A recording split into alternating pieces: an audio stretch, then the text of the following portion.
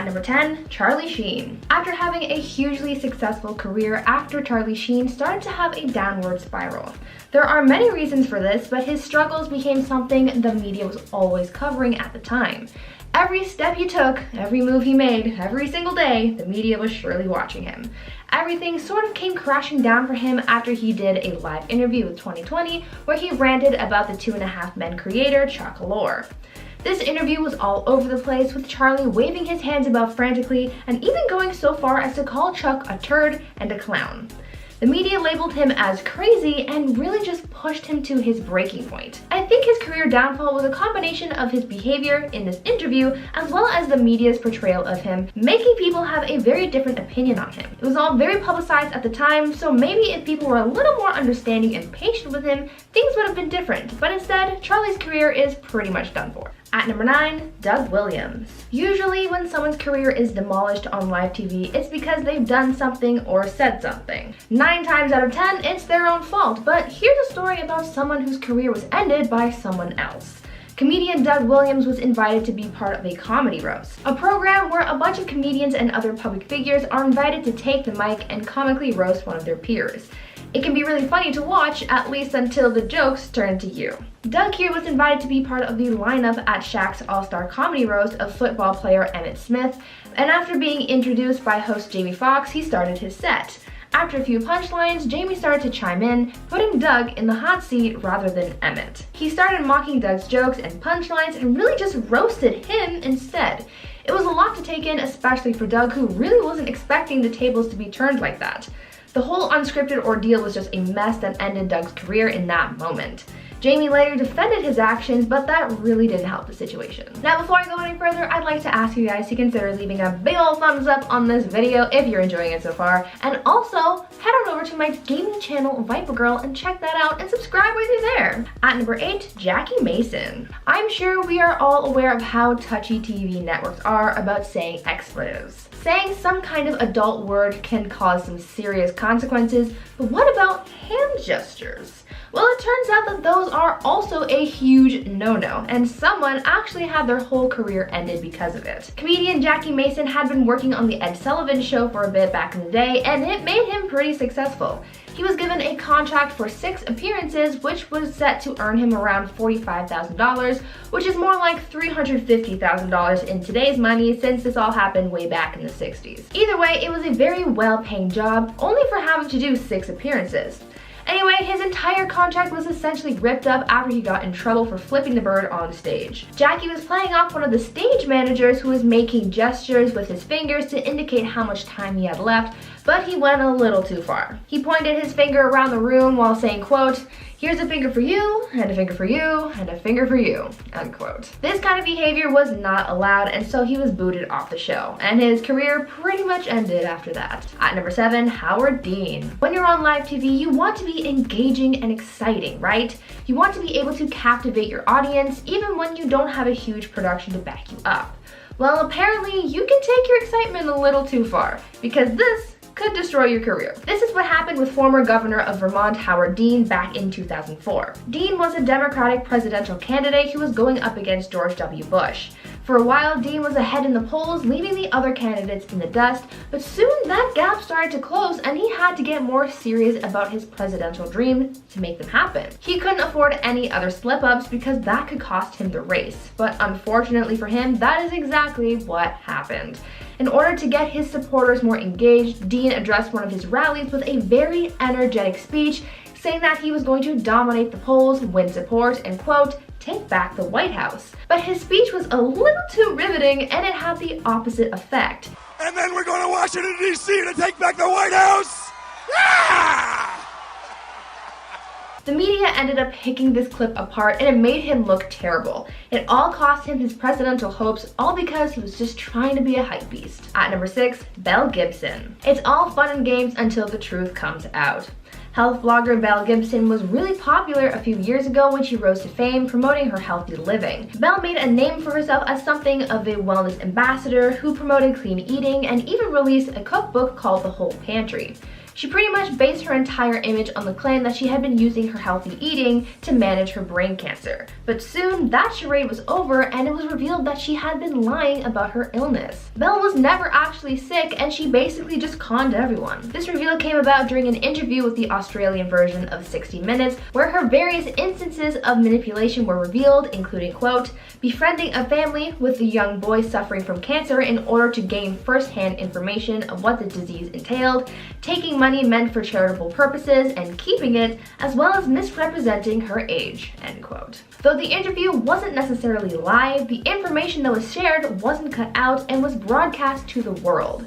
After this interview, she was labeled a fraud and her career stopped dead in its tracks. At number 5, Jamie Kennedy. Imagine having your career be ruined just because your show sucked. Sounds awful, but this is sort of what happened to comedian Jamie Kennedy. Jamie was part of a group of public figures who were hosting a New Year's Eve broadcast in 2012, and though most people thought that this broadcast would just go unnoticed as people partied the night away, it sort of had the opposite effect as many people tuned in to watch the cringe fest.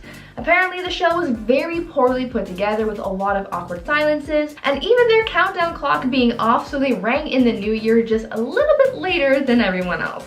Most people recall Jamie looking lost on camera, not knowing who to talk to and which camera to look at. It was overall a very bad show and Jamie took the fall for it. His career suffered a lot after that night. At number 4, Bill Maher. When it comes to language, you have to be very wary of the things that you say. We all know that explicit language is not allowed on many programs, take SNL for example, but the one thing that is absolutely forbidden is using slurs. No matter what program you're on, you are not allowed to say such things. I mean, they should never be said, period, but especially on live TV. Some people, though, go against this rule and do it anyway, like Bill Maher. The late night talk show host got himself into heaps of trouble after using the N-word on live TV. On his HBO show Real Time with Bill Maher, he dropped the N-word while talking to Senator Bill Sass. When the senator told Bill that he would like to invite him to visit Nebraska and, quote, have you work in the fields with us, Bill replied, scoffing at the idea, saying, quote, I am a house N-word. After those words left his mouth, the fury came from the public, condemning his use of that word. Though he thought he was using it in a joking manner, that didn't take away from the fact that he actually said it and the severity of his actions. Bill was subsequently ripped apart by his audience and even other late-night personalities like Stephen Colbert. Something as serious as saying a word like that is hard to come back from, and his career hasn't really been the same since. At number 3, Steve Harvey. When it comes to live TV, the stakes are high since you can't really take anything back. You can't edit out your mistakes, and so when you slip up, everyone gets to witness the cringy affair. This is what happened to Steve Harvey back in 2015 during the Miss Universe competition, where he made one of the biggest mistakes in TV history. It was all coming down to the wire as the final vote was being read, and it was down to the last 2 contestants, Miss Colombia and Miss Philippines. The drum roll happened and Steve read off the name on the card, crowning Miss Colombia as the winner. There were cheers, but a lot of confusion as well. A few moments later, Steve returned to the stage to announce that he had actually read the card wrong and that Miss Colombia was actually the runner-up. They had to take the crown from Miss Colombia and give it to Miss Philippines, the actual winner. The look on Steve's face in that moment said it all. He knew he was in big trouble. Everything was fixed in the end after that huge mess up, but since this pageant disaster, Steve's presenting career hasn't really been the same.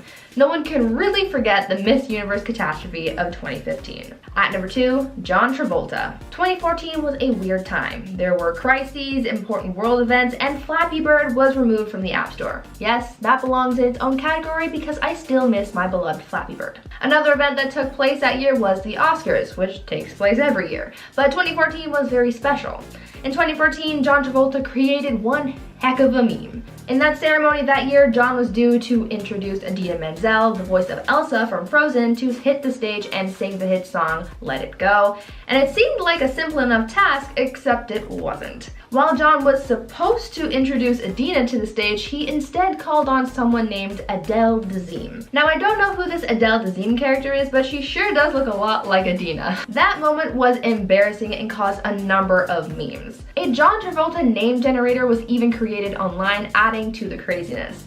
The explanation behind the mishap is, according to John, that Adina's name had been changed on the teleprompter at the last minute, so it was spelled phonetically. John hadn't rehearsed a name like that, and so it messed him up, and Adele Dazeem was born. Now, I wouldn't say his career was completely over after this, but his presence on live TV and presenting career definitely took a hit after that. And finally, at number 1, Kelly Osbourne. When you're on live TV, you always have to watch what you say because there's no taking it back, and a lot of celebrities seem to forget that from time to time.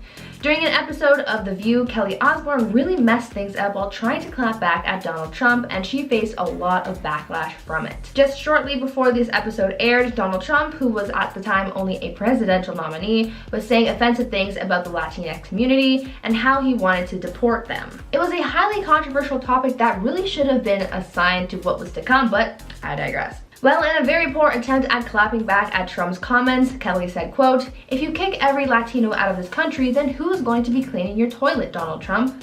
Kelly was trying to defend the Latinx community, but rather than stand up for them, she ended up offending them even more, as her remarks were interpreted as saying that the Latinx community is only good for being housekeepers, like the offensive stereotype depicts. After facing so much backlash and realizing the gravity of her words, Kelly issued an apology saying, quote, "I want to start by saying I always take responsibility for my actions. In this particular case, I will take responsibility for my poor choice of words, but I will not apologize for being a racist, as I am not." End quote. This was one of Kelly's worst moments and certainly led her career to plummet after that. And at number 10, Travis Scott. Travis has faced a lot of backlash in the past, as we've come to learn, between the offensive things that he said and his conduct during his concerts, and because of this, Travis very well could be blacklisted from performing at the Super Bowl. We have of course heard about what happened at Travis Scott's Astroworld concert last year. The rapper's performance ended in tragedy as the chaos that ensued during a concert left multiple people passed away and hundreds injured. 10 people lost their lives due to the events that unfolded, and many others are still recovering from their injuries, as well as the families of those affected still trying to cope with everything. There's a lot of footage circling the internet showing what happened that night, and the madness that occurred during the performance, with people showing the crowds of people and even some fans yelling to stop the show. After the incident, we found out that the Houston police chief actually warned Travis about crowd control prior to the event, expressing his concerns for public safety at the event. After people found this out, Travis started facing even more backlash, as fans said that if he really listened to this warning, these casualties could have been avoided. The NFL certainly wouldn't want to take a chance on Travis after this tragic incident. And at number 9, Kanye West. Kanye West isn't the nicest guy out there, and I think we all know that by now. Whether it's on stage or on Twitter, I'm sure we've seen Kanye West being pretty mean and offensive on multiple occasions. Remember the VMA incident where he stole Taylor Swift's spotlight after winning her award? We also have to mention his tweets as well. He's very outspoken online and has a tendency to offend people a lot. From his claims about Bill Cosby being an innocent man following his allegations, as well as his tweets bashing his own family members, Kanye doesn't hold back on this and has rubbed a lot of people the wrong way, making them hate him. Because of all the backlash that he's faced, as well as his unpredictable nature, the NFL probably will have him banned so as not to risk the success of their halftime show. And at number 8, Marilyn Manson. Marilyn Manson is known for his alt-metal music and unique style, but he's also someone that a lot of people have come to hate. Actress Evan Rachel Wood came out earlier last year to name this singer as the person who inflicted harm upon her, accusing him of manipulating and brainwashing her from a young age. The actress posted a testimony to her Instagram calling Manson, as well as the industry, out for his actions and for enabling him all this time. In the past, Evan Rachel Wood has spoken out about the fact that she was in a toxic relationship and has detailed some of the horrifying things that she experienced, but she never named him until that time. In a published testimony, she said, quote, "He broke me down through means of starvation, sleep deprivation, and threats against my life, sometimes with weapons, which would result in me having severe panic attacks where I was unable to breathe or stop shaking." She also said that he had her phone tapped and had threats made against her loved ones. Manson has lost all credibility in the industry as well as in general public, so as a result I wouldn't be surprised if he never held another live performance again, especially not at the Super Bowl. At number 7, Charles Rocket. The 1980/1981 season of Saturday Night Live was a rocky and controversial one. This all started after executive producer Lorne Michaels took a step back from the show for a year and the position was filled by Gene Dumanian. Because of this position change, most of the cast left, prompting Gene to have to hire a new cast. This new cast is full of new faces and was untested, so at this point the show was facing a lot of criticisms and bad reviews. Things went from bad to worse for everyone after comedian Charles Rocket dropped an F-bomb during a skit. SNL skits have been quite controversial in the past and they still face backlash from time to time, but swearing on live TV was really where the show drew the line, and breaking that cardinal rule could be detrimental to your career. During the season's 11th episode, Charles was closing out the show and decided to let an F-bomb fly while referencing a skit that he did earlier where he said, quote, "This is the first time I've been shot in my life. I'd like to know who the F did it," end quote. People seem to believe that he swore on purpose because if you watch the footage back, there isn't any hesitation when he said it. But it could have just been that he didn't know that he couldn't say it, or he didn't realize that he had said it until later.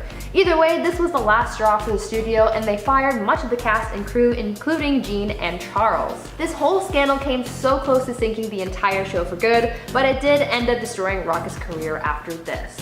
At number 6, Jenny Slate. Sometimes your career can make or break you. Doing your job really well can pay off later down the line, but if you mess up, there can be some consequences. The messing up part applies to comedian Jenny Slate because after an incident on SNL cost her job, her career may have been set back a little. Though she's found a lot of success now, back in 2009 when she worked on SNL, she was pretty new to the industry and was looking for something to bring her career to new heights. When she was hired on SNL as a writer and performer, things were looking great for her, but all that excitement turned sour after her first on-air performance. In her first appearance as a member of cast on the show, she was performing one of the sketches that she wrote, and while on air, she accidentally switched up one of her lines, making it a little more adult and dropping an F-bomb. She quickly caught herself saying it, but it was too late. Unfortunately, you can't put the words back in once they've left your mouth. She tried to brush it off, pretending like no one else heard it, but unfortunately, people did hear it. This mistake stuck with her for the rest of the time that she worked there, and she ended up leaving the show after one season. She was fired at the end of the season, not necessarily because of the F-bomb incident, but because she, quote, "didn't do a good job and didn't click." Because she got fired from such a big-time production, it took a little for her to get back on her feet, but she's been doing great since. A minor setback, but nothing major. At number 5, Ashlee Simpson. This is one of the cringiest SNL moments and is sometimes referred to as the worst moment in SNL history. Though that's a bit of an extreme title, it was a doozy of a scandal and no one was quick to forget about it, especially Ashlee. In 2004, Ashlee Simpson was invited on SNL as their musical guest to perform a few songs to promote her newest album at the time, Autobiography. She planned to perform a few songs from said album, and things went off without a hitch as she got into her first song, Pieces of Me. Her performance went pretty well and she got the audience hyped for another song, but that's when things started to go south. As the band set up for the next song, music started playing, but it wasn't what anyone was expecting to hear. A vocal track for Pieces of Me started playing again instead of the next song in her set, revealing that Ashlee had been lip-syncing that whole time. She froze on stage, clearly embarrassed, and then she started doing a little embarrassing dance before running off the stage as the show cut to commercial. She tried to brush it off later when they came back on the air, but the cringe was just too much for people to handle. Later on, we found out that Ashlee was advised by her father to have the vocal track and just lip sync because she'd been suffering from some severe acid reflux that had been causing damage to her vocal cords, and he just wanted her to rest her voice a little. It was only good intentions that got her into that predicament, but people say that this was the moment that destroyed her career. At number 4, Janet Jackson. The Super Bowl halftime show is the one moment a year that millions of people tune in to watch the same thing. People turn off their reality TV programs and reruns of Jeopardy to grab a snack and watch the year's biggest performance. Well, during the 2004 Super Bowl halftime show, viewers watched a serious wardrobe malfunction happen that was life-changing to say the least. Janet Jackson and Justin Timberlake were performing together when a move went wrong and Janet's breast ended up getting exposed. Following the incident the media dubbed Nipplegate, the FCC sued CBS for the live incident in a $550,000 lawsuit citing indecent exposure for their cause. Janet Jackson was really put through the ringer for her part in the whole scandal. As a result, she was uninvited to the Grammy Awards that year, and her songs were blacklisted from the radio. Even the next few albums that she released following the incident was met with negative reviews because of the scandal. If this were to happen now, I doubt she would have been met with such severe backlash.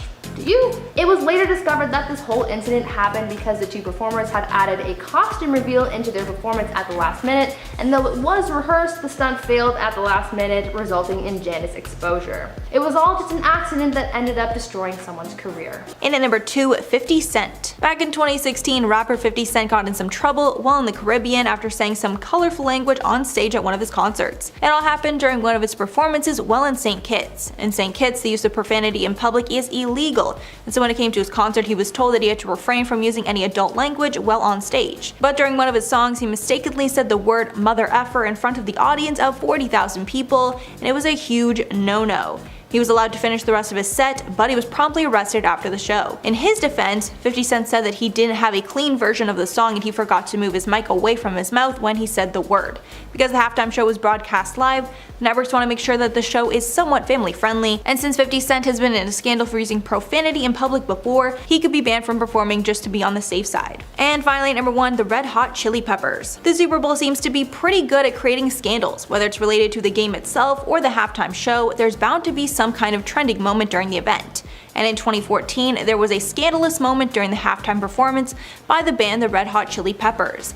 Even though during their performance it looked like everyone was jamming out hardcore and having a good time, it turns out that was all pretty much fake. The band was exposed after it was revealed that they performed with their instruments unplugged and pre-recorded setlists playing over them. After they got exposed, they explained that they pre-recorded their performance as to ensure that nothing went wrong, but somehow, even with those precautions, they still ended up in a bit of hot water with fans. Now they could be banned after this scandal. Though it wasn't major, the backlash was still there and fans might not want to tune in again to see another performance flop, and obviously the NFL doesn't want to see that, so they wouldn't let them back. And at number 10, Adele. Adele shaded the NFL in 2016 when she revealed that she rejected their offer to perform at the 2017 halftime show. In August of 2016, Adele took the opportunity during her show at Las Vegas' Staples Center to set the record straight about if she would be the star of the next year's halftime. And she said it was a hard pass. She said, quote, "First of all, I'm not doing the Super Bowl. I mean, come on, that show is not about music. And I can't dance or anything like that. They were very kind, they did ask me, but I did say no." And from that standpoint, I get what she's saying. Adele is known for her iconic ballads, not the insane shows that are generally put on at the Super Bowl. This was not the end though. The NFL came back with their own shady dig, claiming that they never actually offered her the halftime show in the first place. Clearly someone is lying, but either way, that relationship is torn. And at number 9, Jay-Z. Jay-Z is another star who turned down the chance to perform at the Super Bowl halftime show, and he revealed the reason why in a song. In the song Ape Shit, that was made in collaboration with his wife Beyonce, he rapped, quote, "I said no to the Super Bowl. You need me, I don't need you. Every night we're in the end zone, tell the NFL we're in stadiums too." He also took the time to call out the Grammys as well, as he feels he has not been respected by that organization. The source reported that Jay said no to the 2018 halftime show, which Justin Timberlake ended up doing. But it's clear he's not done with the organization altogether. In 2019, Jay-Z's company, Roc Nation, made a deal to team up with the NFL for a multi-year partnership intended to, quote, "enhance the NFL's live game experiences and to amplify the league's social justice efforts." This role means that Jay-Z plays a role in selecting who performs at the halftime shows in the future. And at number 7, Kings of Leon. I'm sure not everyone thought Kings of Leon's set was all that horrible, but some people definitely did. One LA Times writer slammed the 2011 performance, pointing out all the problems with the set. In one part of the piece, the writer says about the band, quote, "Lead singer Followill's voice is far from ugly, but when he lapses into his tomcat sounds or his strange frog croak, it's a misuse of a fine instrument." The writer also called the band's most popular songs, quote, "experiments they've outgrown." Ouch. All in all, this writer found the band's performance to be pretty lackluster. And at number 6, Radiohead. While Radiohead was performing at the 2017 Coachella Festival, their performance issues got so bad, the band decided to walk off stage. The band headlined the 2017 show, but during the performance they experienced tons of issues with the sound. First, the sound went out during a performance of their song 15 Step, and it was so bad they decided to leave the stage to regroup. When they eventually came back, they started to play the song Let Down, but they were forced to walk off stage yet again after the sound cut out. When the band returned, frontman Tom York addressed the issue, telling the crowd, quote, "Can you actually hear me?" He then added, "I'd like to tell a joke to lighten the mood, but we're Radiohead, so F it." The band ended up playing the rest of the 2-hour set with minor interruptions, but the issues put a huge damper on the overall performance. Halfway number 5, Sly Stone. While performing at the 2010 festival, Sly Stone ruined his own performance with a strange rant. While performing his songs, he decided to mix things up and rant about some issues going on with his life at the time. It was so shocking that LA Weekly called the performance a, quote, "sad spectacle." The singer was reportedly homeless less than a year before his Coachella performance, and Coachella was supposed to be his big comeback. But it was a complete disaster. During the performance, Stone cut songs short, asked how long he had to stay on stage to get paid, and went on a rant about his former manager, Jerry Goldstein. The rant against the manager even resulted in a lawsuit for slander because Stone implied he was a thief. Stone then countersued Goldstein for diverting royalties owed to him, and he actually won a $5 million verdict in 2015. Even though he ended up winning this dispute, the spectacle caused long-term damage to his reputation. In at number 4, The Cure. This was bad or good, depending on your view of the situation. The Cure headlined Coachella in 2009 and went way over their allotted time slot.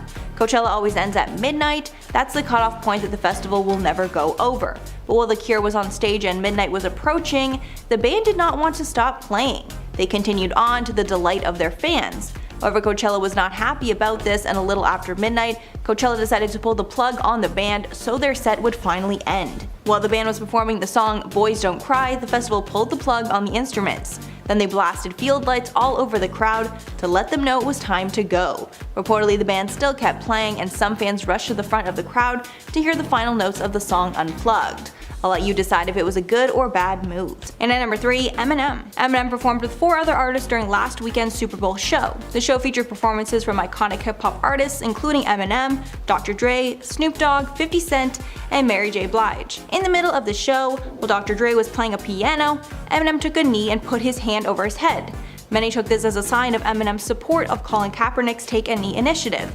This is even more controversial because it was reported that the performers were banned from taking a knee during the show, and anti-police language was taken out of many of the songs during the show. Eric Gardner reported on Sunday, quote, "The league nixed a plan by Eminem to kneel, Colin Kaepernick style." Eminem has not clarified his intention since the buzz started, but I think it's clear what he was doing, and because he defied the NFL's rules, he will not be asked back to perform. In at number 2, Jennifer Lopez. After J-Lo and Shakira joined forces during the 2020 Super Bowl, J-Lo admitted they included a political message in the performance. During the set, J-Lo's daughter Emmy sang a few lines of Bruce Springsteen's Born in the USA, with Let's Get Loud.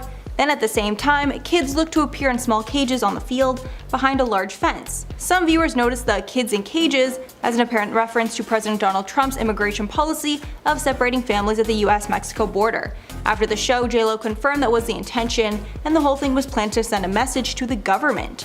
She said, quote, "All I want my girls, the little girls on stage with me and all over the world to know is how to use their voices and be proud of everything they are.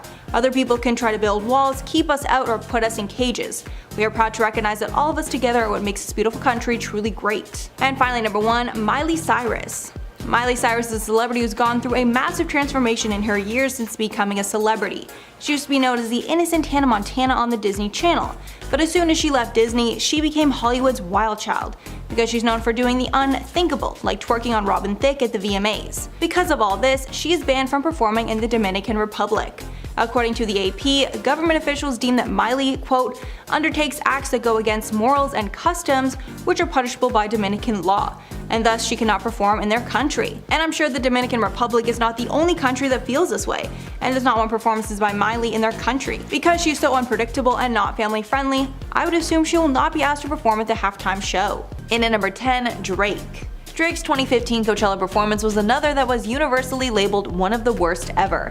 In 2015, Drake was the king of hip-hop, and fans couldn't wait to see him headline at Coachella. But it was a complete disaster that included appearances from Madonna and Nicki Minaj. That cringy Madonna kiss on stage was one moment I don't think fans will ever forget. One website even declared Drake was, quote, "the worst headliner in Coachella history." Even crazier, Drake agrees that the set was terrible. When asked about Coachella, Drake said, quote, "I took an L for the first time. I just have to reassess what went wrong with my judgment." Even though most people were pretty hard on Drake, a lot of people pointed out that being a rapper at a festival like that is difficult because he didn't have a band to help people stay entertained. In at number 9, Megan Thee Stallion. Megan Thee Stallion raised some eyebrows with her Coachella performance after she decided to perform a diss track to one of her exes. Near the end of her set, Megan decided to share a new track with fans, which left some fans confused. Over a reworked instrumental to a Wu-Tang remix, she rapped a very personal diss track. From some of the lyrics, we can assume the track was aimed at Tory Lanez. Lanez is the rapper who Megan is in a court battle with after she accused him of shooting her in the foot. In the track, Megan disses the women that this person is hanging out with and claims the only reason this guy is getting any women is because of her. In at number 8, CeeLo Green. CeeLo Green's Coachella performance has gone down in infamy as one of the worst Coachella performances of all time. Green performed at the 2011 Coachella Festival, and his behavior left a lot of fans frustrated. First, he showed up about 30 minutes late to the set, which led to many fans booing him and leaving the stage. When he finally did show up, he only had 20 minutes left for his set. Instead of taking accountability and apologizing, he decided to blame his lateness on the festival. He came to the stage and said, quote, "Sorry guys, I just landed. Y'all still gonna party with me? I only have 20 minutes. It isn't my fault. They should have given me a better time slot." He only played 5 songs before the sound was cut and he walked off stage. The whole thing was just a mess. In at number 7, Sinead O'Connor. In October of 1992, Sinead O'Connor caused some controversy during her guest spot on SNL. She was brought on the show to be its musical guest, and already people were a little confused by her as she refused to sing one of her songs from her recent album at the time. She instead opted to sing an a cappella version of Bob Marley's song War. It was an intense performance, and she even changed some of the lyrics to specifically mention young people. As the song came to an end and she was wrapping up her performance, she pulled out a photo of Pope John Paul II and tore it up, saying, quote, "Fight the real enemy." Sinead's actions caused a huge stir. After her performance, NBC started receiving thousands of angry calls over the following days, and even some celebrities came forward to criticize Sinead's actions. There have already been many scandals in the past when it comes to the halftime show, and the network has been known to get many complaints, so they probably don't want to hire Sinead to perform, even if she was a guest. Because of her past controversies, they probably banned Sinead from performing at the Super Bowl. And at number 6, DaBaby. Last year, rapper DaBaby caused a big uproar in the LGBT+ community. He got into quite the controversy after he said some pretty offensive things while on stage performing at Rolling Loud in Miami. While on the stage, the rapper made offensive comments about the gay community, as well as HIV and AIDS, calling it a, quote, "deadly sexually transmitted disease that'll make you die in 2-3 weeks. He also went on to say some more homophobic things about gay men that also added fuel to the fire. This was a huge scandal at the time, and so because of that and the nature of the comments he made, the people who organized the Super Bowl probably won't want to have the rapper perform at the halftime show, and they have him banned. Maybe not forever, but certainly for now. Halfway number 5, Akon. Rapper Akon once got so mad at a fan that he threw him off stage. And I don't mean he was escorted, I mean he literally picked someone up and threw them. The whole incident went down in 2007 at one of his performances at the Duchess Stadium. A 15-year-old fan threw an object at Akon from the audience, and this really made him mad. He had people bring the kid up on stage just for Akon to pick him up and chuck him off it. As a result of the incident, Akon was given a $350 fine and was ordered to complete 65 hours of community service. This kind of behavior definitely wouldn't be tolerated at the Super Bowl. The NFL might think that Akon could react in a similar way if something went wrong, and Akon snapped again, and they probably don't want to risk another meltdown. He probably won't be invited to perform at the big game. And at number 4, Billie Joe Armstrong. In 2012, Green Day was performing at the iHeartRadio Music Festival, and things got heated. According to the band's frontrunner, Billie Joe Armstrong, the show's producers had allegedly cut the band's set time down from 45 minutes to just 25. This obviously didn't sit right with him, and as he watched the timer count down as he and the band performed, that just made him angry to the point where he sort of threw a tantrum when the band was down to its last minute of set time. Billy kept shouting, "1 minute left," over and over again, and went on to say that he's been around since '88, hinting that since he's been around for so long, he deserves respect. Then in a fit of rage, he took his guitar by the neck and began smashing it on the stage until it broke. He then threw his mic and stormed off stage. Much like Akon's on-stage meltdown, the NFL probably wouldn't want to risk something bad happening on stage, and so the Green Day frontrunner could be on the list of banned celebrities. In at number 3, Billie Eilish. Billie Eilish got some major heat after her 2019 Coachella performance, and she owned up to the terrible show in her V magazine cover story. At the time of her performance, Billie was only 17 and was most likely not ready for a show of that size. Billie said about Coachella, quote, "I really resent the things that were surrounding me during that period of time. I had that ruined for me by a person, but that's okay." Billie never clarified who that person was, but we can assume it was her ex-boyfriend, Brandon Quinton Adams. If you're wondering what made it so bad, Billie forgot the lyrics to the song "All Good Girls Go to Hell," started 40 minutes late, ran out of breath, and tripped on stage. Even Billie's fans agree that the show was not her best, and are excited to see what she brings to Coachella in 2022, as she will be headlining the event alongside Harry Styles. In at number 2, Damon Albarn. During Billie Eilish's 2022 Coachella headline performance, she brought out a number of guests like Khalid and Damon Albarn. Albarn was brought out to sing Billie's song "Getting Older" with her because he had covered the song in the past. Albarn is best known as a member of Gorillaz and Blur. But it seems that a lot of Billie's fans had no idea who he was, and when he came onto the stage, many fans thought he was actually her dad. Even though Billie made it clear who he was when she brought him out, introducing him as, quote, "This man changed my life in a lot of ways, and changed my complete view of what music could be, what art could be, and what creation could be," even calling him a genius. To make matters worse, when Osbourne finally started singing with Billie, many fans pointed out that it seemed like he didn't know the lyrics to the song, Getting Older, which is funny because, like I said before, he did a cover of the song. And finally, number 1, Saweetie. Saweetie had an unforgettable performance at this year's Coachella after she suffered a wardrobe malfunction. Saweetie was on stage in a matching bikini top and skirt combo. But while she was dancing for the crowd, her shirt moved more than it should have, and she exposed her nipple to the crowd. She seemed to be unfazed and continued singing with Brazilian singer Anitta when her top suddenly slipped down. Unfortunately, this is not the first time that she had a wardrobe malfunction. She had one just a few weeks ago at the Oscars. Saweetie wore an incredibly revealing black dress to the Vanity Fair Oscar party, and since she was so exposed, it makes sense that she had a slip-up. It seems that someone must have told her about the malfunction afterwards, because when she arrived at the Chateau Marmont in West Hollywood, she had a trench coat over her dress, and she had her hand covering her private parts, which were exposed previously. At number 10, Mariah Carey. We all know Mariah Carey as the skinny legend that she is, but lately people have been saying that her career is over. Though she's still out here making music and living her best life, there are some who say that her career is over, and it all ended in 2016 during a live mishap that happened at her New Year's Rockin' Eve performance. After building up to her huge performance at the end of the night, she finally took the stage and didn't sing a single note. When she got up to perform, the music started playing and she just stood there saying that she couldn't hear anything, probably in reference to nothing playing in her earpiece. As the music started playing for the audience, Mariah's dancers kept on going in the background and she shared her mic with the audience, getting them to sing for her, but nothing ever came out of her mouth. It was a letdown for a lot of people, and it got a lot of fans wondering why she didn't sing even though there was music playing. For a while now, people have wondered if she's been lip syncing, and there is some evidence to maybe back this up, but what do you guys think? Is Mariah faking it, and is her career really over? At number 9, Karmin. When you're trying to make a name for yourself, engagement is everything. For a lot of performers, they try to get out in front as many people as possible and attract more fans, because doing so will help you grow faster, making you famous. One of the biggest assets you could have when growing your audience is having a successful guest appearance on a late night show like SNL, because of how many viewers can tune in and watch you grow. This is how Lana Del Rey started, but this blessing can also be a curse and can end a few careers as well.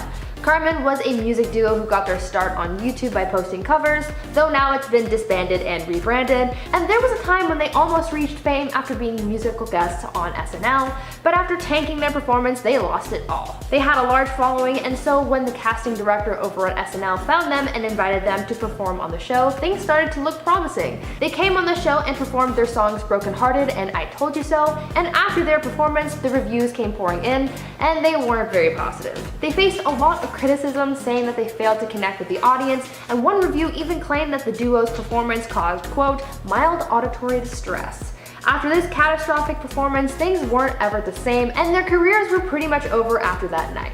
Now, before I carry on with the list, I'd like to ask you guys to consider leaving a like on this video to help support the channel. At number 8, Paula Deen. Paula Deen was once the wholesome southern mom who loved to cook, but after 2013, she took on a very different label after a lawsuit revealed her racist actions to the world. In 2013, Paula was facing legal action from one of her former employees who alleged that Paula was racist towards her and that she had repeatedly been harassed while working at one of her restaurants. After being deposed, the truth came out about Paula when asked if she had ever used the N-word, and she said yes. After this came out, the floodgates opened and backlash ensued. As anyone would do, Paula went on the defense and even sat down for an interview on the Today Show, but instead of owning up to her actions and trying to clear her name, as most people would try to do in that situation, Paula instead deflected the criticism she was facing and even voiced how she was surprised that so many people were taking offense towards her actions. It was thought that this interview was all for publicity, not for making a public apology, and after this, her career was pretty much done for because there was no coming back from this scandal, especially because she never apologized. And at number 6, MIA. MIA made a huge mistake while performing with Madonna at the 2012 Super Bowl that not only cost her career, but forced her to pay up a massive lawsuit. During Madonna's halftime slot at the 2012 Super Bowl, she brought out her collaborators on the song Give Me All Your Lovin', MIA and Nicki Minaj. But the great night came to a crashing halt after MIA flipped the bird at the end of the performance, and millions of viewers at home saw. The league was so outraged by the decision that they decided to sue MIA for $16 million. The suit was settled between parties for an undisclosed amount. She claimed the finger was a, quote, display of female empowerment through being punk rock. Madonna later commented that she had no idea it even happened until much later, and she was really surprised to learn that it happened. In the end, MIA is clearly never allowed back, and I wouldn't be surprised if she was never allowed to perform anywhere. Halfway number 5, Fergie. Fergie is known for making all of her performances original, but many didn't expect that to be the case when she's singing songs like the national anthem. Fergie made us all cringe when she tried out a new rendition of the Star-Spangled Banner, and we all just wanted to make it stop. But that was not the first time a cover of hers went wrong. In 2011, Fergie and the Black Eyed Peas hosted the Super Bowl halftime show, and they brought out special guest Slash during a performance. In between performing Black Eyed Peas songs, Fergie and Slash performed a rendition of Sweet Child of Mine that had fans in uproar. As we know, Fergie likes to put her own spin on classic songs, but this one was not received well. It was the third song in an 8-song set list, which Rolling Stone described as the worst Super Bowl halftime show of all time. So I would assume the fans do not want her back. And at number 4, themed halftime shows. Back in 1995, the NFL decided to change up the halftime show in a big way. Instead of having a celebrity performer like usual, they worked with Disney to create an Indiana Jones themed show. In 1995, Disney unveiled its Indiana Jones Adventure Temple of the Forbidden Eye ride, and they felt the best place to promote this new ride was at the 1995 Super Bowl halftime show. Disney came on board as the producer of the NFL's chief spectacle, and it was pretty goddamn strange. The 11-minute show was somewhat of a musical theater performance. First, we see Patti LaBelle lip-syncing to a random song. Then Indiana Jones and Marion Ravenwood show up via parachute and have to fight their way through a horde of ninjas. Then they grab the Vince Lombardi trophy and run away. Then the performers sing "Can You Feel the Love Tonight?", which felt like a strange choice. Thankfully, there was no mishaps during the performance, but we're glad something like that did not ever happen again. At number 2, Milli Vanilli. In the 90s, there was a huge music scandal that ended careers and ended in tragedy. The lip sync scandal that surrounded Milli Vanilli was one of music's biggest scandals, and it revealed that they were never really a real group and that everything was fake. This stage act was put together by German record producer Frank Farian as he attempted to create the next biggest music stars. It worked in theory, but they fell from grace as quickly as they rose. He had a vision to be able to release amazing music, but he needed the perfect people to sell it, and that's where Morvan and Politis came into play. These two dancers were hired to be the bright, shining faces of Milli Vanilli, and though it was a musical act, they never had to sing. In fact, they lip-synced their entire career. Their act was a hit, and it worked for a while, even earning themselves a Grammy for their song Girl You Know It's True, but like all good things, they can never last. Milli Vanilli conquered the Billboard charts, they were asked to tour and perform live, but things started to get difficult for them since this act never really sang, and playing pretend on stage just wasn't cutting it. Eventually, they were caught in the act, so to speak, as their track suddenly stopped working during a live performance, revealing that they were faking it all along. This took a big toll on Morvan and Politis, especially on their mental health, driving Politis to take his own life. And finally, at number 1, Natalia Kills. How mean is too mean? Well, for former X Factor New Zealand judge Natalia Kills, she was too mean. After casting some harsh judgment on an X Factor contestant, Natalia was dubbed a bully and saw her career go down the tubes as a result. On the show's second season, contestant Joe Irvin performed a rendition of Michael Bublé's Cry Me a River, and when he finished his performance, that is when all hell broke loose. Natalia criticized his performance harshly, saying that he was a copycat of her husband, saying that he made her feel disgusted and sick. She also said, quote, "As an artist who respects creative integrity and intellectual property, I'm disgusted at how much you have copied from my husband. From the hair to the suit, do you not have any value or respect for originality? You are a laughingstock, it's cheesy, it's disgusting. I personally found it absolutely artistically atrocious," end quote.